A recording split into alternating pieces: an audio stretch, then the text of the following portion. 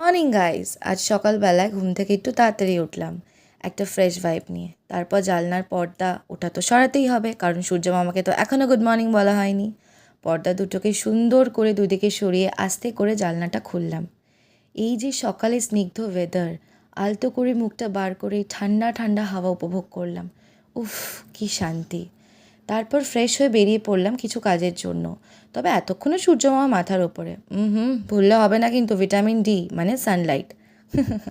যাই হোক, ফেরার পথে হঠাৎ বিরিয়ানি ক্রেভিং হলো, তাই টুক করে বিরিয়ানি আর চিকেন চাপ কিনে নিয়ে বাড়িতে চলে এলাম। তারপর পরিপাটি করে গুছিয়ে খেয়ে দিয়ে রেডি হয়ে আমি আর আমার ভাই বেরিয়ে পড়লাম মুভি দেখতে। And guess what, Saiyaara! এই মুভিটা নিয়ে ফুল ইন্টারনেটে এত হাইপ আর এত রিভিউজ দেখে আর নিজেকে আটকাতে পারলাম না। তারপর টিকিট কেটে থিয়েটারে ঢুকলাম। তোমরাও দেখে নাও একটা ছোট্ট ক্লিপ।